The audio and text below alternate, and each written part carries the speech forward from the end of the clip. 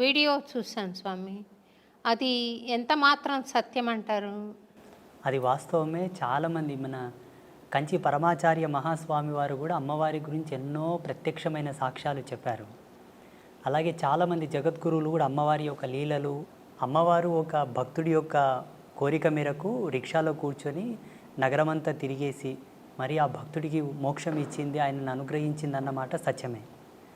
ఈ అనుభవాన్ని చాలామంది జగద్గురువులు, గొప్ప గొప్ప పీఠాధిపతులు కూడా వర్ణించి ఉన్నారు. చాలామంది మహాత్ములు కూడా వారి సంభాషణలో వీటి ప్రస్తావన చెప్పారు. భక్తుల యొక్క ఉద్ధరణ కొరకు 10 మందికి సాక్ష్యం కావాలి కదమ్మా. ఇప్పుడు ఏదైనా ఒక ప్రత్యక్ష సాక్ష్యం ఉంటేనే నమ్మేటటువంటి జనాలు తయారైనరు. ఇప్పుడు ఈ మధ్యలో కూడా చాలామందికి స్వామీజీలు కూడా అమ్మవారితో చేసిన అనుభవాలు చెబుతూ ఉన్నారు. వారు అక్కడ వెళ్ళినప్పుడు అమ్మవారు వారికి ఇచ్చేటటువంటి దర్శనం, వారితో చెప్పేటటువంటి మాట తీరు అంతయు కూడా సామాన్య ప్రజలకు వర్ణిస్తూ ఉన్నారు, చెబుతూ ఉన్నారు. అది జరిగిన మాట వాస్తవమే, అది జరిగింది. కొన్ని సంవత్సరాల క్రితం నేను ఒక చిన్న వీడియో చూశాను స్వామి.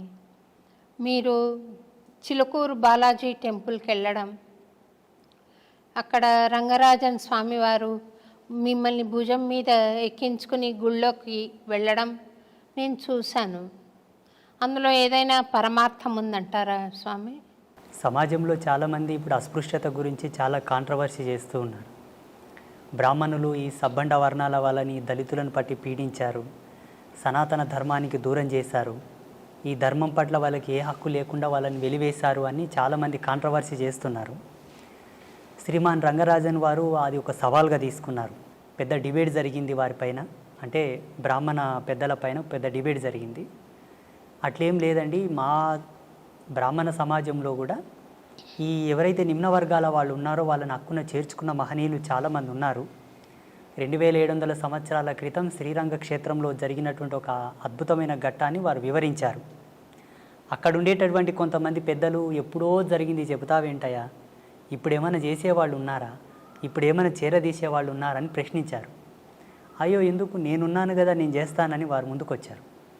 అక్కడ 2700 సంవత్సరాల క్రితము జరిగినటువంటి అద్భుతమైన ఘట్టాన్ని పునరావిష్కృతం చేస్తూ శ్రీమాన్ రంగరాజన్ గారు జియాగూడ రంగనాథ స్వామి దేవాలయం లోపల వారు చాలా వరకు శోధించారట. ఆ రోజు లోకసారంగముని తిరుప్పాణ ఆళ్వార్ అని ఒక ఆళ్వారుని భుజాల మీద ఎత్తుకున్నాడు. తిరుప్పాణ ఆళ్వార్ లాంటి ఒక ఈ నిమ్న వర్గాల్లో అంతటి పరమభక్తుడు ఎవరున్నారు అని బాగా రీసెర్చ్ చేశారు. ఎవరో ఒక భక్తుడు నా గురించి వారికి చెప్పారు, అయా ఒక ఆయన ఉన్నాడు, ఫలానా విజవార గ్రామంలో, వయసు చిన్నదే, తన వరకు తను ఒక చిన్న కుటీరం ఏర్పాటు చేసుకొని రోజు తపస్సు పూజలు చేస్తూ ఉంటాడు, మీరేమన్నా వారిని సంప్రదించండి అంటే వారు నాకు ఫోన్ చేశారు. నేను ఇట్లా రంగరాజన్ పంతుల్ని మాట్లాడుతున్నాను, మీరు ఒకసారి హైదరాబాద్ రావాల్సి ఉంటుంది, ఫలానా కార్యక్రమం చేస్తున్నాము అన్నారు. నాకు దాని గురించి ఏం తెలియదు. అయ్యో తప్పకుండా వస్తానండి అన్నాను. అప్పటికి నేను ముంబైలో ఉన్నాను, మా గురువుగారి పీఠంలో ఉన్నాను. ఆ ప్రోగ్రామింగ్కి సరిగ్గా అదే రోజు సికింద్రాబాద్ రైల్వే స్టేషన్లో ట్రైన్ దిగి అటు నుండి సీదా జియాగూడ రంగనాథ స్వామి దేవాలయానికి వెళ్ళాను. అక్కడ వెళ్ళగానే చాలామంది పండితులు, విప్రోత్తములు, బ్రాహ్మణులు, మంగళ వాయిద్యాలు ఎంతోమంది కూర్చొని ఉన్నారు, కెమెరాలు ఉన్నాయి, మీడియా వాళ్ళు ఉన్నారు. నేను షాక్ అయ్యాను.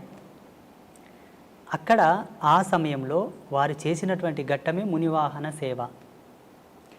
వాస్తవంగా వారు ఒక ఆదేశాన్ని, భగవత్ ఆదేశాన్ని, చిలుకూరి బాలాజీ స్వామి వారి యొక్క ఆదేశాన్ని స్వీకరించే ఈ ఘట్టము చేశారని నేను భావిస్తాను. మొత్తం సమాజానికి ఒక అద్భుతమైన మెసేజ్ అది. ఏంటి, మనసు పరిమళించి స్వీకరించగలిగితే ధర్మాన్ని ఎవరైనానూ స్వీకరించవచ్చు. అలా స్వీకరించలేని పక్షాన భగవంతుడు ఏం చేయదు, ధర్మం కూడా ఏం చేయదు కదా. ఆ కోణంలో అందరికి ఒక మంచి మెసేజ్ పోవాలని చెప్పి వారు ఆ కార్యక్రమం చేశారు. స్వామి, అయితే స్వామి, ఒక స్వాముల వారు ఆయన సాధనా సంపత్తి ద్వారా జ్ఞాన మార్గంలో ప్రవేశించి ఆయనకు ఆత్మజ్ఞానం కలిగిన తర్వాత ఆయనకు కులతత్వం ఏముంటుంది స్వామి? ఆయన బ్రహ్మర్షితో సమానం కదా స్వామి? ఉండదు. అంటే ఇక్కడ పరమహంస పరివ్రాజక తత్వం పొందినటువంటి మహనీయులకు ఏ విధమైన భేదము, భావన, చింతన, తన మన ఏవి ఉండవు. ఆ బోటి జ్ఞానులు సమాజంలో అందరూ ఉండి ఉంటే ఇంతటి ప్రశ్న, ఇంతటి సమాధానం మనకు అవసరం ఉండేది కాదు. సమాజంలో విభిన్నమైన భావాలు, విభిన్నమైన జీవన విధానాలు, విభిన్నమైనటువంటి ఆలోచన స్థితులతో ఉండేటటువంటి సమాజం ఇప్పుడున్న సమాజం. అందరికీ సమాధానం చెప్పగలిగేటటువంటి క్రియ ఒకటి జరగాలి. అందుకు పరమాత్మనే ఎందుకు ఆహుతి కాకూడదు? ఆ పరమాత్మ యొక్క భక్తుడే ఎందుకు సమిధ కాకూడదు? ఆ సమాధానము జ్వాలల్లో కాలడానికి, ఆ సమాధానపు చర్యకు ఆహుతైనటువంటి జ్వాలగా, ఆ సమిధగానే రంగరాజన్ గారు నేనిద్దరం మారడం జరిగింది. ఇక్కడ ఉండేటటువంటి స్వామీజీకి ఆ భేదము లేదు, అక్కడ ఉండేటటువంటి స్వామికి ఏ భేదము లేదు. కానీ సమాజంలో ఎవరికి కూడా సందేహం లేకుండా, ఏ ఒక్కరికి, పండితుడి నుంచి పామరుని వరకు అందరికీ సమానమైనటువంటి ఒక సమాధాన ప్రేరేపకమే ఆ మునివాహన సేవ. నాలో వాళ్ళు కులము చూడలేదు, నాలో వాళ్ళు వర్గభేదము చూడలేదు. సమాజంలో ఎక్కడి నుంచి అని తీసుకున్నావు అన్న ప్రశ్న వస్తుంది. ఆనాడు తిరుప్పాణాళ్వారు పుట్టినటువంటి కమ్యూనిటీ ఏమిటి? ఈనాడు నువ్వు పునరావృతం చేస్తున్నటువంటి కమ్యూనిటీ వాళ్ళు ఎవరు? ఆయన భాగవతుడా, భక్తుడా, భగవంతుడా, స్వామీజీయా, సన్యాసియా పక్కన పెడితే వర్గీకరణ ప్రకారంగా దృశ్యంతో చూసేవాళ్ళు ఉన్నారు ఇప్పుడు సామాన్యులు. వారి కోరకై నన్ను ఎంచుకొని నన్ను వారు ఆ కార్యక్రమంలో స్వామివారే ముందుకు తెచ్చారు.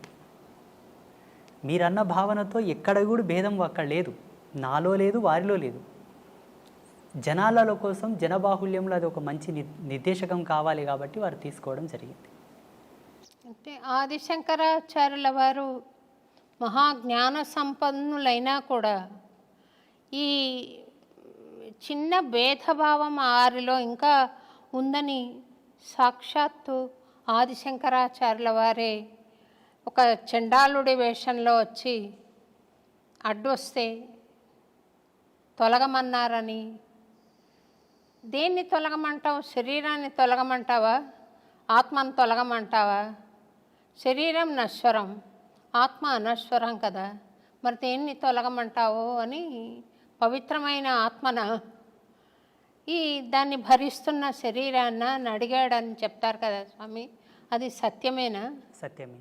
ఇలా శంకరాచార్యుల వారి జీవితంలో ఎన్నో ఎన్నో సాక్ష్యాలు ఉన్నాయి.